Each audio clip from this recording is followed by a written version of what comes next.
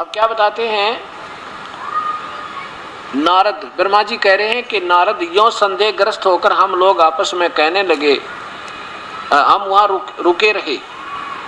तब भगवान विष्णु के मन में पिछली याद आ गई। भगवान विष्णु ने कहा, उन चारों सायनी भगवती को देखकर विवेक पूर्वक निश्चय कर लिया कि तब भगवान विष्णु ने उन चारों सायनी भगवती को देखकर विवेक पूर्वक निश्चय कर लिया कि ये भगवती जगदम्बिका हैं, यानी ये अपनी सबकी माता है। तब उन्होंने कहा कि ये भगवती हम सबकी आदि कारण है, यानी हमें उत्पन्न करने वाली है। महाविद्या महामाया के नाम है, ये पूर्ण प्रकृति है। अब ये ध्यान रखना भक्तात्माओं के प्रकृति नाम दुर्गा की तरफ संबोधित हो रहा है। आगे देखो, ये क्या बताते हैं भगवान विष्णु के, इस देवी को मैंने देखा था, ये वे ही दिव्यांगना है जिनके पर्यावरण में जब पानी ही पानी था, मैंने इसके दर्शन हुए थे। जब मुझे उस समय मैं बालक रूप में था, मैं छोटा सा बच्चा था। भगवान विष्णु स्वयं कह रहे हैं, मुझे पालने में झुला रही थी। वट वृक्ष के पत्थर पर एक सुंदर सैया बिछी थी, उस पर लेटकर मैं अपने पैरों के अंगूठों को चूस रहा था। अब सिद्ध हो गया कि भगवान विष्णु, ब्रह्मा विष्णु की माता ये दुर्गा है। और विष्णु जी, यही तीसरा स्कंद देखिएगा, तीसरा स्कंद में खुद भगवान विष्णु और शंकर आप स्वीकार कर रहे हैं कि हमारी क्या स्थिति है। विष्णु जी अपनी माता दुर्गा की महिमा गाता है, तुम शुद्ध स्वरूपा हो, यह सारा संसार तुम्ही से उद्भासित हो रहा है। मैं ब्रह्मा और शंकर हम सभी तुम्हारी कृपा से विद्यमान हैं। और क्या लिखा है कि हमारा आविर्भाव और तिरोभाव हुआ करता है। हमारा तो जन्म और मृत्यु होती है, हम अजरो अमर महेश्वर, हम मृत्युंजय नहीं है, हम कालज्जय नहीं है।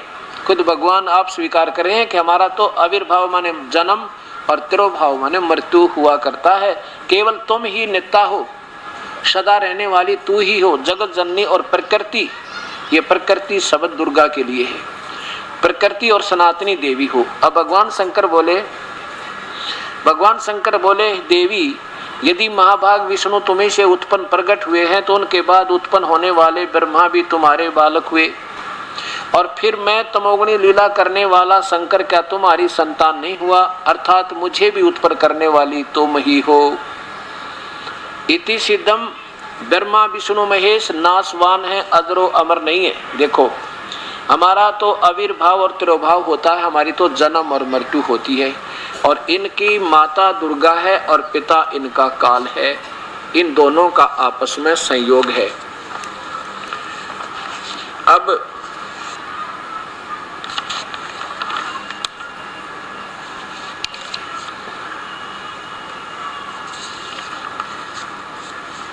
दुर्गा क्या कहती है इन दोनों पुत्रों को, तीनों पुत्रों को, ये देखिएगा, यही तीसरा स्कंद, तीनों पुत्रों को कहती है कि बेटा मेरा और उस ब्रह्म का तुमने सदा ध्यान रखना चाहिए।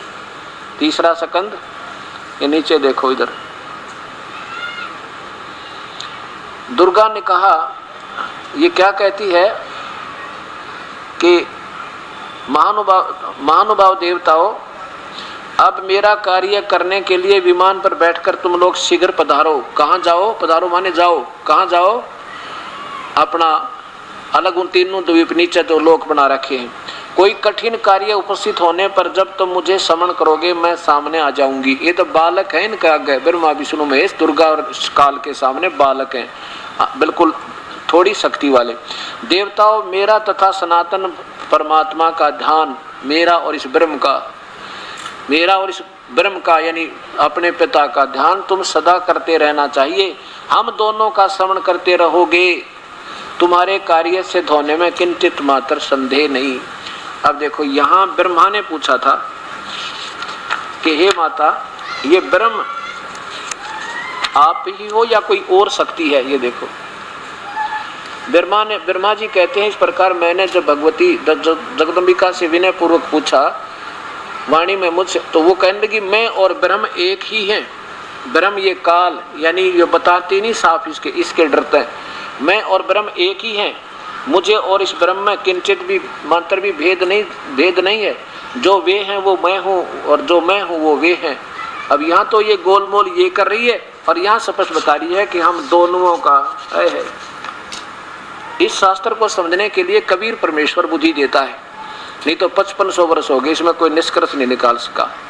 ये देखिएगा, मेरा तथा सनातन परमात्मा का ध्यान तुम्हें सदा करते रहना चाहिए। हम दोनों का श्रवण करते रहोगे तो तुम्हारे कार्य करने में किंचित मात्र भी संदेह नहीं रहेगा। अब ये ना समझना ये दास इन ब्रह्मा विष्णु महेश को बिल्कुल हे नजर आपकी दृष्टि में हे जताना चाहते, नहीं। अब देखो, हमने सभी अधिकारियों के शक्ति का ज्ञान होना चाहिए। जैसे एक मंत्री का क्या पावर है, मुख्यमंत्री की क्या पावर है, प्रधानमंत्री की क्या पावर है, पर हमारे क्षेत्रीय फिर भी 100 गुना 1000 गुना अच्छे, हम तो इनके सामने कुछ भी नहीं है। तो ऐसा नहीं है कि हम ब्रह्मा विष्णु महेश को बिल्कुल रिजेक्ट कर रहे हैं या कुछ भी नहीं है, ऐसा बिल्कुल भी नहीं है और ना ही होगा। और मूर्ख होगा जो ऐसा किसी को कहेगा। हमने तो ये पहले ये ज्ञान हो कि हमने किसके सामने अपील रखें, किसके सामने अपनी याचना करें जो हमारे काम न कर दे। पहले तो हम जैसे अपना हिंदुस्तान पहले गुलाम रहा, शिक्षा थी नहीं, तो कोई भी जैसे आते थे गांव में, विशेषकर कोई अधिकारी आता था तो केवल गांव वाले ने ये कहा करते साहब आया हुआ है। उनको ये नहीं मालूम था ये साहब कितनी पावर का है। तो अब हमने ये पता हो गया कि मंत्री की क्या पावर है, मुख्यमंत्री की क्या पावर है, प्रधानमंत्री की, राष्ट्रपति की क्या शक्ति है और नीचे के अधिकारियों की क्या शक्ति है। तो हमारे बुरे नहीं, हमारे लिए आदरणीय फिर भी हैं। हमने न्यू पता लग गया कौन से काम बनेगा और फिर हम उसी के पास जाएंगे अपील लेके, ऐसे भ्रमित ना रहेंगे। अब ये इससे इतना ज्ञान होगा अपने को और फिर साधना सुचारू हो जाएगी, प्रभु हमारे साथ होगा, बेड़ा पार हो जाएगा। अब ये प्रसंग चल रहा है कि ब्रह्मा विष्णु महेश ये तीनों गुण है, रजगुण ब्रह्मा है, सतगुण विष्णु है, तमगुण शिव जी है। इसके लिए फिर प्रमाण लीजिए कि क्योंकि गीता जी को प्रारंभ करेगा ये दास आपके सामने, अभी पवित्र शास्त्र का सोल्यूशन करने से पहले इतने प्रमाणों का एक भूमिका बनाई जा रही है कि ताकि मैं गीता जी को आपके सामने सत्य ज्ञान आपका एज इट इज जो गीता जी बताना चाहती है पवित्र शास्त्र आपके हृदय तक पहुंचा सको। इसलिए ये भूमिका बन रही है। अभी तो ये सत्संग प्रारंभ नहीं हुआ है जिसके लिए ये सारा यत्न किया जा रहा है, क्योंकि ये पहले वाला जो अधूरा ज्ञान हमारे हृदय में घना समा गया और वो बेसलेस लोकवेद है। लोकवेद होता है सुना सुनाया ज्ञान, क्षेत्रीय ज्ञान। जैसे हिंदू किसी तरह पूजे हैं, मुसलमान अपने किसी तरह पूजे हैं, ईसाई किसी तरह, शिव सिख किसी तरह, या फिर क्षेत्र में कि तो हनुमान की जय जयकार, कि तो गणेश जी की पूजा है, तो किसी देवी की है, कि तो भैरव की है। वो अक्षेत्रीय ज्ञान होता, लोकवेद कहते हैं उसको। अब हमें ये सतज्ञान शास्त्र आधार हमने करना है, तब हम सफल होंगे। अगर भक्ति करनी है तो ऐसे करनी होगी और नहीं तो कोई लाभ नहीं होगा, क्योंकि वो गीता जी में मना है। अथ देवी भागवतम सबकम सहमात्यम, ये कहां से प्रकाशित है? खेमरा श्री कृष्ण दास प्रकाशन बंबई। और इसमें अब देखिएगा तीसरा सकंद वही, ये संस्कृत भी साथ है इसमें। अथ श्री मद देवी भागवते भाषा टीका युक्ते तृतीय सकंद है प्रारंभते। अब इसमें भगवान शंकर स्वयं कहते हैं अपनी माँ को, ये 7वां श्लोक अंत हुआ, 8वां यहाँ से प्रारंभ हुआ। शंकर जी कह रहे हैं, हे माते दुर्गा को, यदि हमारे ऊपर सदा आप दयायुक्त हो तो हमको तमोगुण किस प्रकार प्रदान किया? मेरे को तमोगुण क्यों बना दिया माता आपने? और ब्रह्मा रजोगुण और विष्णु हरि सतोगुण। फिर देखो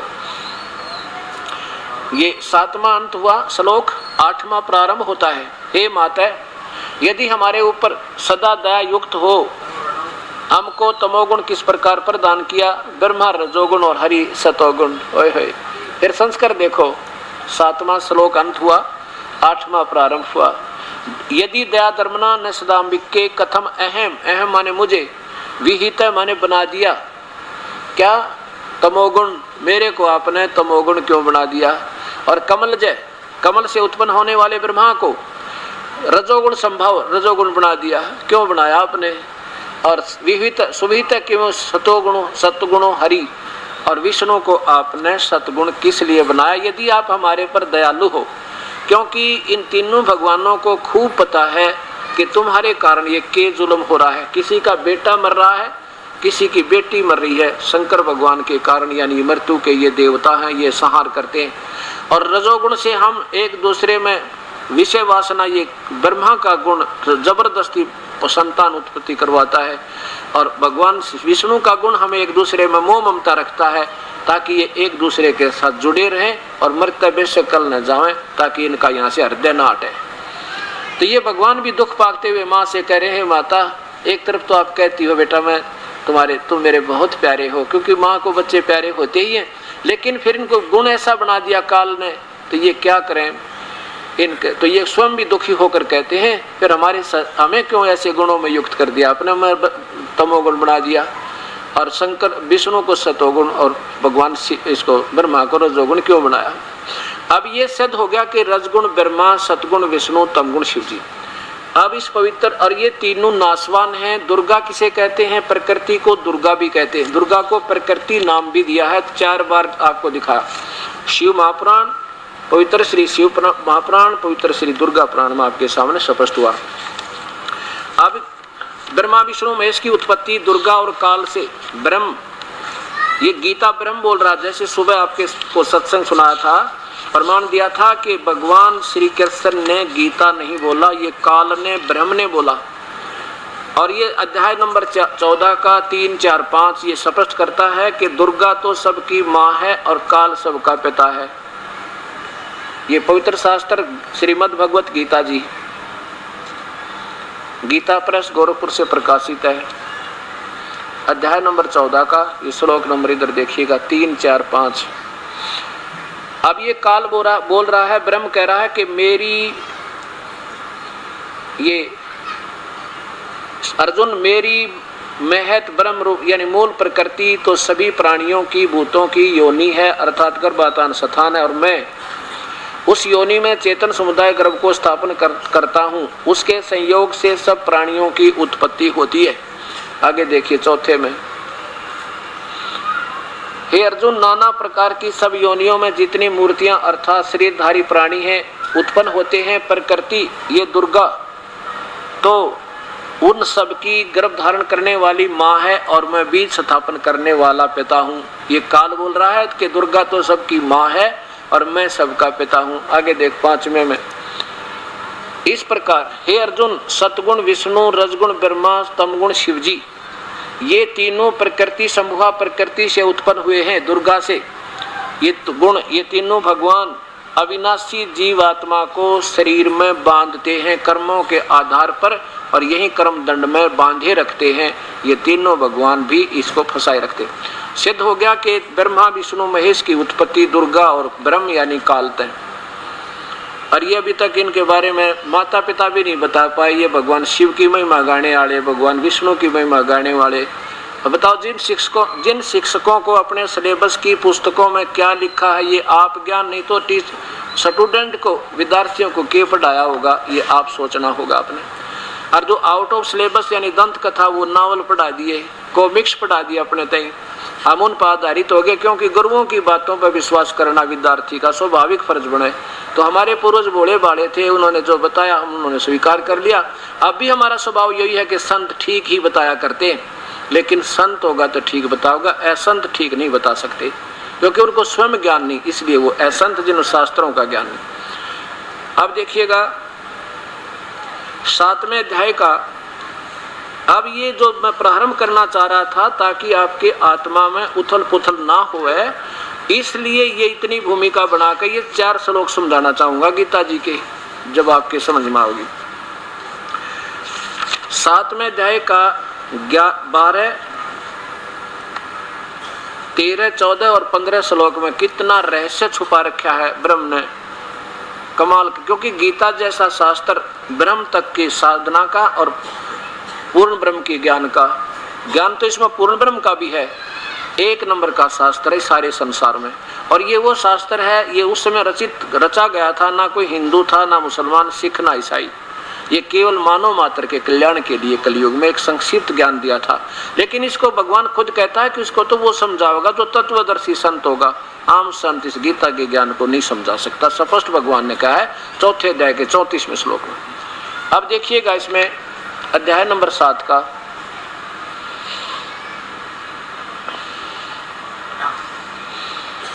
इधर देखिए, ये 12वां श्लोक है। ये काल बोलता है, ब्रह्म कह रहा है कि और भी जो सतगुण से उत्पन्न होने वाले भाव हैं और जो रजगुण से उत्पन्न होने वाले, सतगुण विष्णु से, रजगुण ब्रह्मा से, तमगुण शिव जी से जो कुछ भी हो रहा है, ब्रह्मा से उत्पत्ति, शिव जी विष्णु से सतीथि और शंकर जी से संहार, ये जो कुछ भी हो रहा उसका निमित्त मैं हूँ।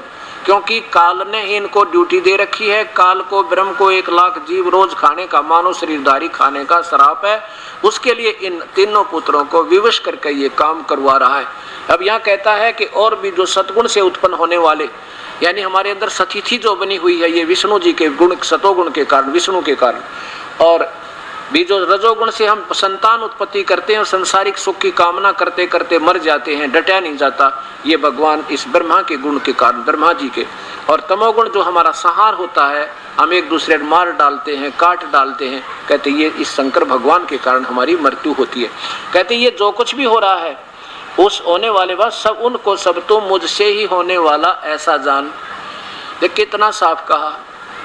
और लेकिन परंतु मैं उनमें मैं और वे मुझ में नहीं हैं। जैसे अभी आपने शिव महापुराण में देखा था कि काल भगवान कहता है कि गीता में, शिव पुराण में लिखा है कि ब्रह्मा, विष्णु और शिव, इन तीनों देवताओं में गुण है, परंतु ये काल, ये शिव, ये गुणातीत है, इनसे बाहर है।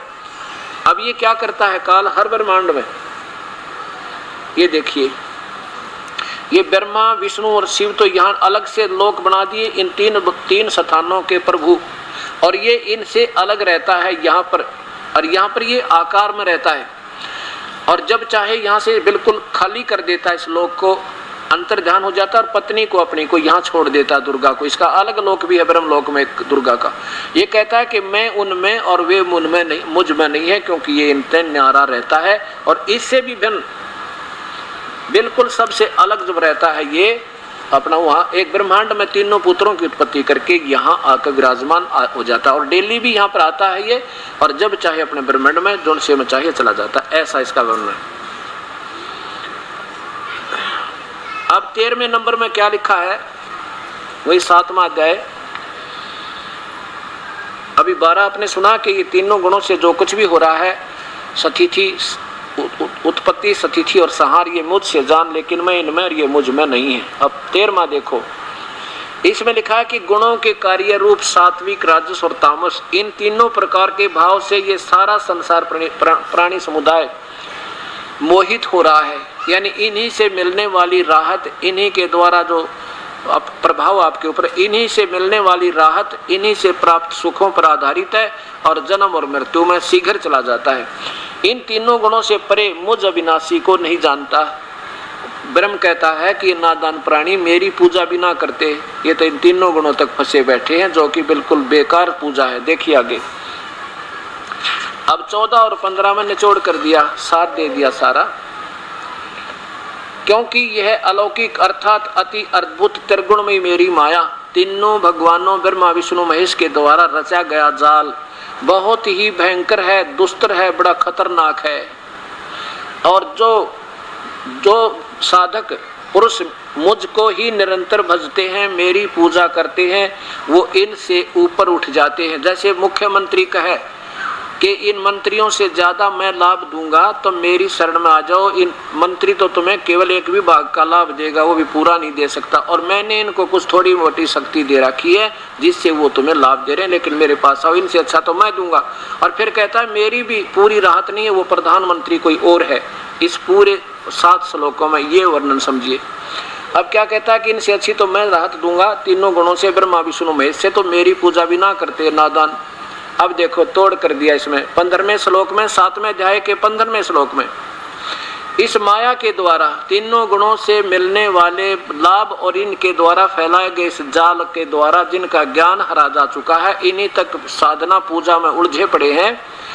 वो राक्षस स्वभाव को धारण किए हुए, ओए राक्षस स्वभाव को, असुर स्वभाव को धारण किए हुए, मनुष्यों में नीच, और तेरा गजब हो ये परमात्मा, ब्रह्मा विष्णु महेश तीनों गुणों की पूजा करने वालों को खुद गीता में क्या संज्ञा दी जा रही है आप देखियो। और ये हमारे से पूजा उन गुरुओं ने करवाई, हमारे भोले भाले प्यारी आत्मा माता पिता को ऐसे उलझा रखा।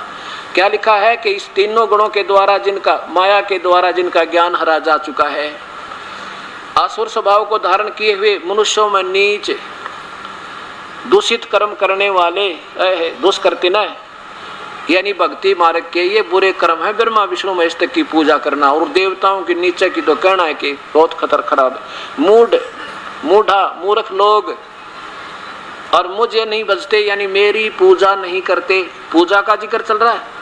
तीनों गुणों की पूजा में जो अक्षणिक सुख, थोड़ी सी देर नरक स्वर्ग और यहाँ संसारिक सुख में ये चक्कर काटते रहते हैं, तो ब्रह्म साधना से 1000 गुना ज्यादा लाभ है ब्रह्मा विष्णु महेश की पूजा तक, 1000 गुना।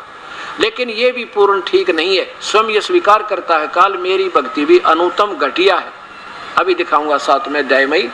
अब ये 15वां अध्याय आपने सुना कि मूर्ख लोग मुझे भी ना बजते। अर्जुन फिर देख लो एक बार 15वें अध्याय का नीचे देखो ना, 7वें अध्याय का 15वां श्लोक। इस त्रिगुणमयी माया रजगुण ब्रह्मा सतगुण विष्णु तमगुण शिवजी से होने के पूजा से मिलने वाले लाभ पर आधारित हो जाने से हमारी बुद्धि जो कमजोर होगी, ज्ञान हरा जा चुका है, वो राक्षस स्वभाव को धारण किए हुए मनुष्यों में नीच हे परमात्मा और बुरे कर्म करने वाले मूर्ख लोग मेरी भक्ति भी ना करते, ब्रह्म साधना भी ना करते। अब विचार करना क्यों इन्हें ऐसा गीता जी में क्यों कहा गया कि तीनों गुण रजगुण ब्रह्मा सतगुण विष्णु तमगुण शिव जी के उपासक राक्षस स्वभाव के हैं और मूर्ख हैं। देखो ये ना समझना दास को किसी को बुरा भला कहना चाहता, मैं तो शास्त्रों को समझाना चाहता हूँ और संतों से प्रार्थना करता हूँ अगर दास कोई गलती कर रहा हो तो मुझे बता दें ताकि मैं भी करेक्ट कर दूं, ताकि इस दास के कारण आगे कोई दोषी ना हो जाऊं मैं किसी को गुमराह करने का। अगर ये मैं गलत कर रहा हूं तो कोई मुझे जरूर मिले और बताओ नहीं इसका ये अर्थ नहीं बनता, एक प्रमाण सहित हो। तो भाव ये है कहने का, जैसे रावण ने तमोगुण की भक्ति की थी शिव भगवान को पूर्ण परमात्मा मान के ओम नमः शिवाय का जाप करके, और ये ऐसी साधना की थी आज कलयुगी लोग तबे से गुण गावे माहेश्वर के, वो 7 जन्म भी नहीं कर सकते कि यहाँ से अपनी गर्दन काट कर शिव जी के चरणों में रख दी, उसे सैक्रिफाइस कर दिया, बलिदान दे दिया अपने जीवन का भगवान शंकर के चरणों में। अब देखो रावण बुरा नहीं कह सकते रावण को, क्यों? रावण का जो गुरु बुरा था जिसने उस प्यारी आत्मा जिसमें इतना सैक्रिफाइस, अगर उसको सत्ज्ञान मिल जाए सत भक्ति पूर्ण परमात्मा का जिसमें गीता संकेत करता है ब्रह्म भी कि उस भगवान की भक्ति करो। भगवान शिव खुद कहते हैं इसमें योग वशिष्ठ में वशिष्ठ जी को कहते हैं कि वो परमात्मा कोई और है जिसकी भक्ति करनी चाहिए, जो भक्ति के योग्य है और उसकी साधना जैसा उन्होंने बताया वो बता रखी है।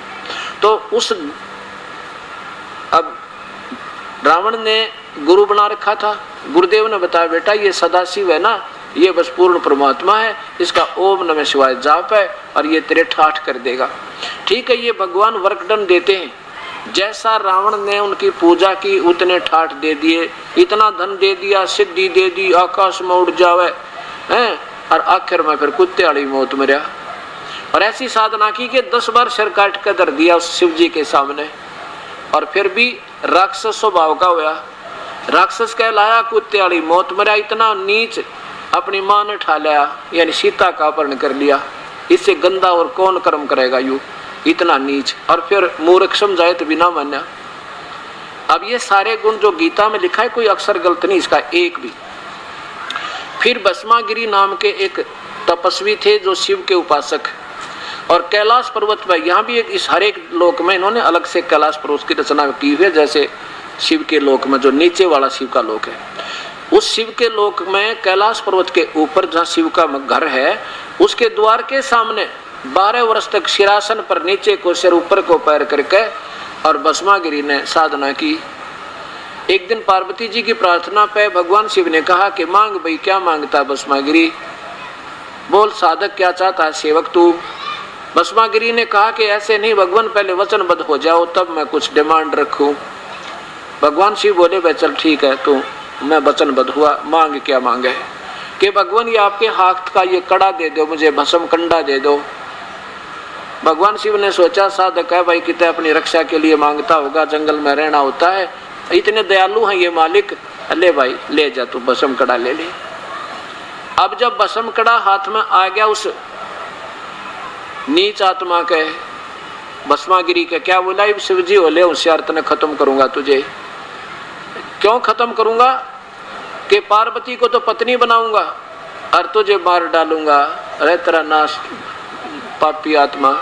अब बताओ गीता गलत नहीं है, अब साधना ही देखो। मिर्च खाओगे तो मुंह जलेगा भाई, आम खाओगे तो मीठा होगा।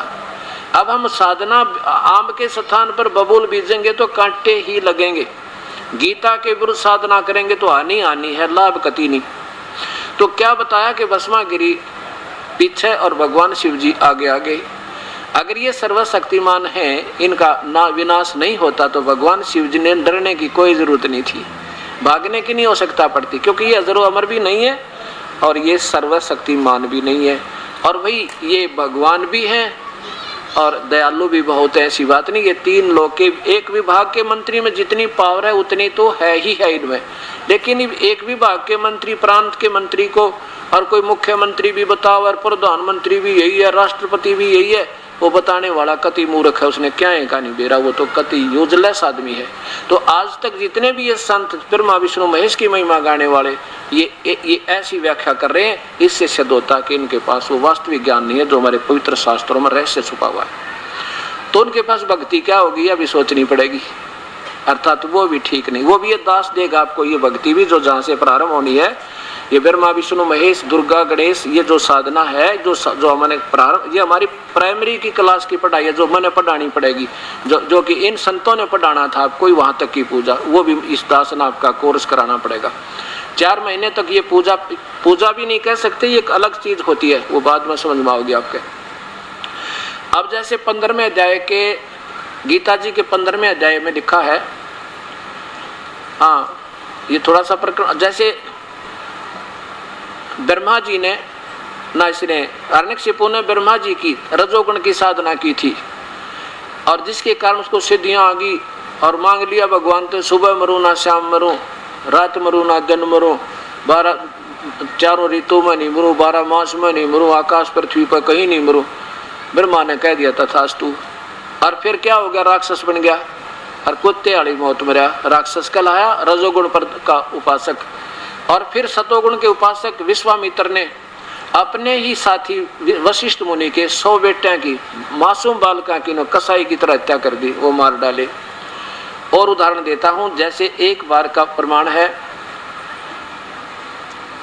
हरिद्वार में हर पैड़ी के ऊपर पर कुंभ का मेला लगा, आज से 350 वर्ष पहले की, लगभग 350 वर्ष पहले की बात है। जब ये कुंभ का पर्व कहीं लगता, वैसे कुंभ के पर्व का शास्त्र विरुद्ध होने से बिल्कुल यूजलेस है।